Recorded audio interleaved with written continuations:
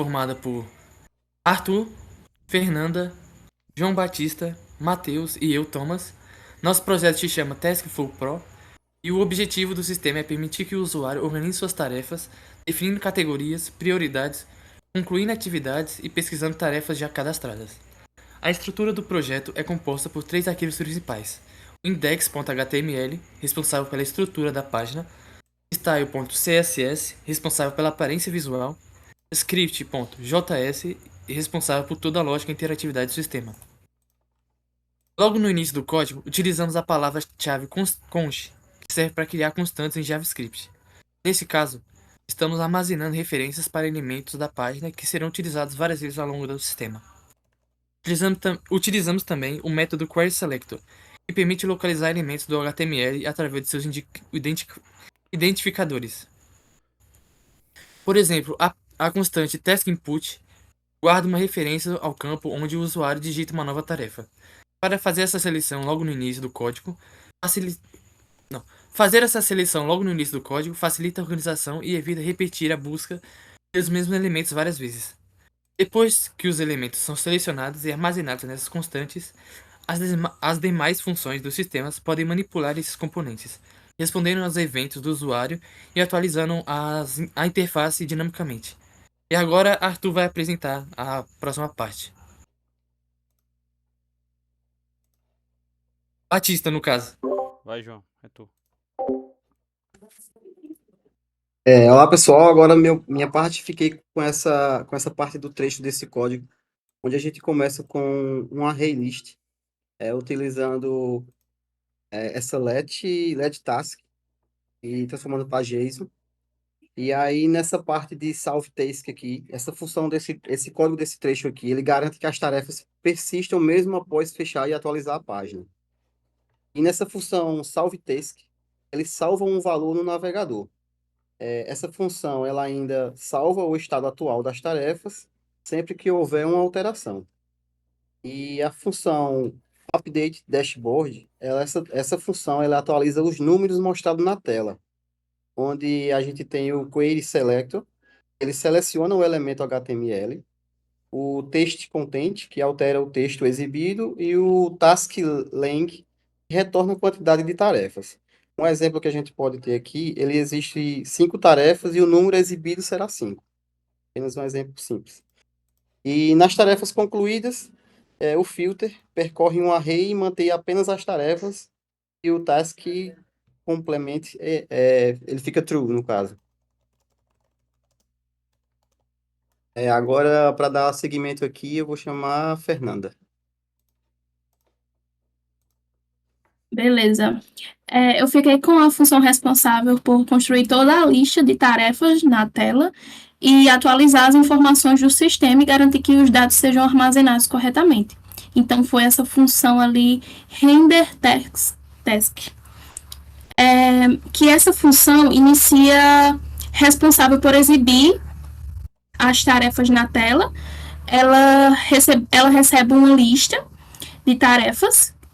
Caso nenhuma lista seja enviada, ela atualiza automaticamente a lista principal, que é essa task. Logo no início também a gente tem a linha task list, que o código limpa tudo o que estava sendo exibido na tela. Isso é feito para evitar que as tarefas apareçam duplicadas quando a lista for atualizada.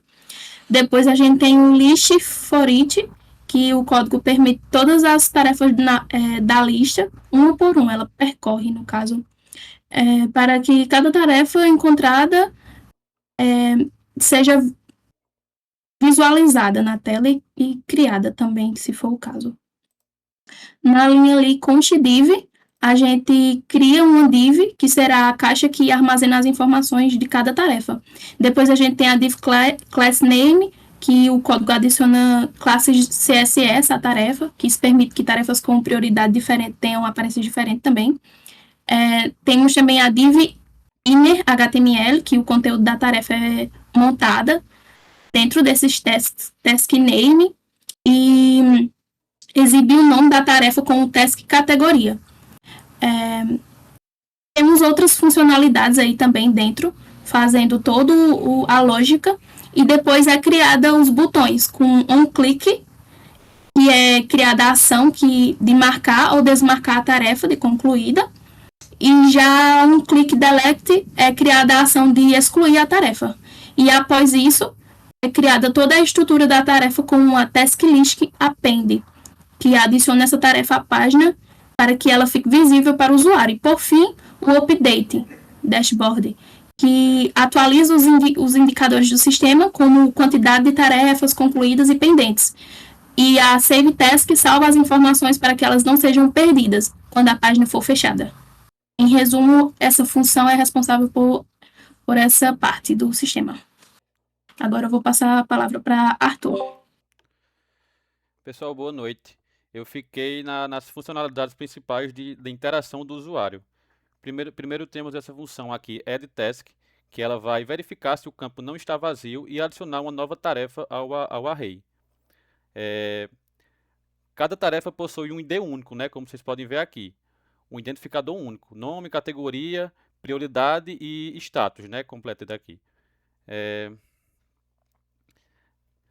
Aí tem a função toggle task, essa função toggle task, que ela vai alterar o estado da tarefa entre concluída e pendente, como vocês podem ver aqui.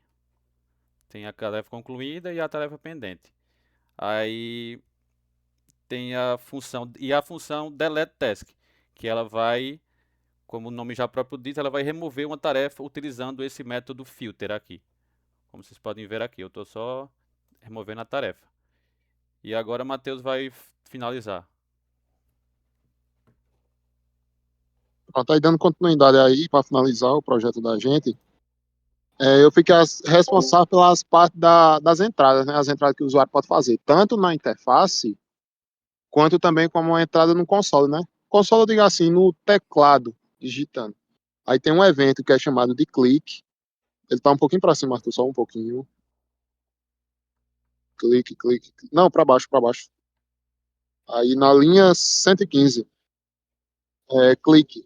É o quê? Foi pegado uma constante e foi declarado o valor dela, o atributo, né, para o botão, e foi dado que o evento que seria passado esse botão seria o botão de clique. Ele faz com que possa salvar as tarefas que foram preenchidas nos campos dos input pelo usuário. Tem outra também, que é a de input. A de input é para busca. Aí ele já é na 104, viu, Arthur? De input.